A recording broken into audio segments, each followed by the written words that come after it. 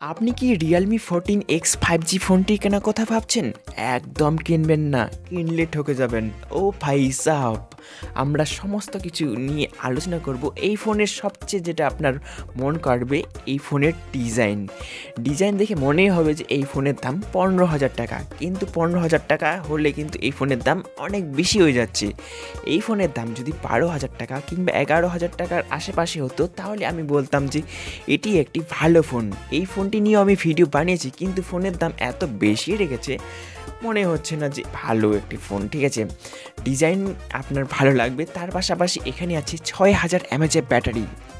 আমরা চাই যে ফোনের মধ্যে ব্যাটারি বেশি থাকুক, আমরা যেন একদিন চার্জ করে যেন 10 দিন চালাতে পারি, এরকমই চাই। তো এখানে আপনারা পেয়ে যাবেন, আপনারা আরামসে এখানে 2 দিন 1.5 দিন ইউজ করতে পারবেন। কিন্তু তাই বলে কি এত খামতি থাকবে ফোনের মধ্যে, সেটা তো আমরা চাই না। তার পাশাপাশি যেটা সবচেয়ে হাইপ তৈরি করছে, কোম্পানি এখানে বলছে যে IP69 আছে, যেটা আপনারা জলের মধ্যেও এই ফোনটি ইউজ করতে পারবেন। জলের মধ্যে যদি এই ফোনটি পড়ে যায়, তবুও এই ফোনে কোনো ধরনের প্রবলেম হবে না।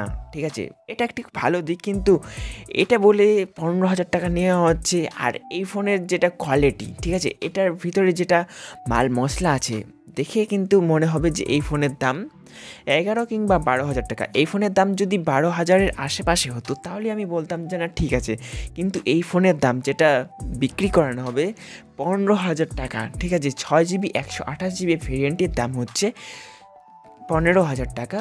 আর একটা ভেরিয়েন্ট আছে 8GB 128GB। ঠিক আছে, কিন্তু এগুলো নিয়ে আমি কিচ্ছু বলছি না। কিন্তু এখানে যেটা সবচেয়ে দুঃখের বিষয়, যেটা আপনার খারাপ লাগবে, এখানে IPS LCD ডিসপ্লে দিচ্ছে, ফুল HD প্লাস দিচ্ছে না। ঠিক আছে, এখানে অ্যামোলেড ডিসপ্লে দিতে পারতো। 15,000 টাকার মধ্যে যদি আপনি ফোন কেনেন, তাহলে অবশ্যই এখানে অ্যামোলেড ডিসপ্লে থাকে, কিন্তু এখানে অ্যামোলেড ডিসপ্লে পাবেন না।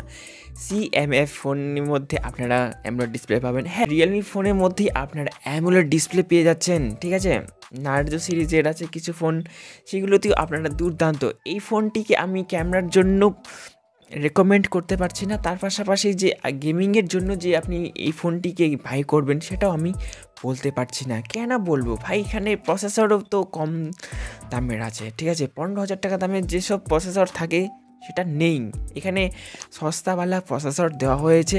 মিডিয়াটেক ডায়মেনসিটি 6300 এই ফোনটিতে প্রসেসর ইউজ করানো হয়েছে। আর মেন এখানে ক্যামেরা আছে 50 মেগাপিক্সেল, তার পাশাপাশি ডেপথ ক্যামেরা আছে, আর সামনে আছে 8 মেগাপিক্সেলের সেলফি ক্যামেরা। ভাই, এখানে 8 মেগাপিক্সেলের সেলফি ক্যামেরা, আপনি যদি 10,000 টাকা দামের ফোন নেন, তবুও এখানে আপনারা 16 মেগাপিক্সেলের ক্যামেরা পেয়ে যাবেন। ঠিক আছে, ক্যামেরা ভাই যেমনই হোক, ভাই এখানে 16 মেগাপিক্সেল তো থাকে, কিন্তু এখানে আপনারা পাচ্ছেন না। তার পাশাপাশি এই ফোনের মধ্যে যে OIS থাকে, সেটাও আপনারা পাবেন না। 4K-তে আপনারা ভিডিও রেকর্ডিং করতে পারবেন না, এগুলো কিন্তু ভুলে যান। ঠিক আছে, ক্যামেরার জন্য যদি আপনি এই ফোনটিকে কেনার কথা ভাবেন, কিনবেন না। আর এখানে আপনারা সাইড মাউন্টেড ফিঙ্গারপ্রিন্ট পেয়ে যাবেন, ফেস লক পেয়ে যাবেন, আর 3.5mm হেডফোন জ্যাক এখানে থাকছে না, এটা মাথায় রাখবেন। আর যেগুলো থাকছে না সেগুলো তো আমরা অলরেডি বলেই দিলাম। ঠিক আছে, এখানে শুধুমাত্র চার্জিং স্পিডটা ভালো পাবেন, 6000 mAh ব্যাটারি পাবেন, ডিজাইন ভাই দুর্দান্ত পাবেন। এই তিনটা ছাড়া বাকি ভাই সব কিছুই খামতি দেওয়া হয়েছে। IP69 থাকছে। তো এইগুলো দিয়েই ভাই ফোনটিকে একটা দারুণ ফোন বানিয়ে দেওয়ার চেষ্টা করেছে, কিন্তু এই ফোনটি ভুল করেও কিনবেন না, বারবার করে বলছি। কেমন লাগলো আজকের এই ভিডিওটি অবশ্যই কমেন্টে জানাবেন। আর আপনি কোন টপিকের উপর, কোন ফোনের উপর আপনারা ভিডিও দেখতে চান, সেটাও জানাতে পারেন। ভালো থাকবেন, সুস্থ থাকবেন, আর সবসময় হাসি খুশি থাকবেন। আজকের মতন টাটা।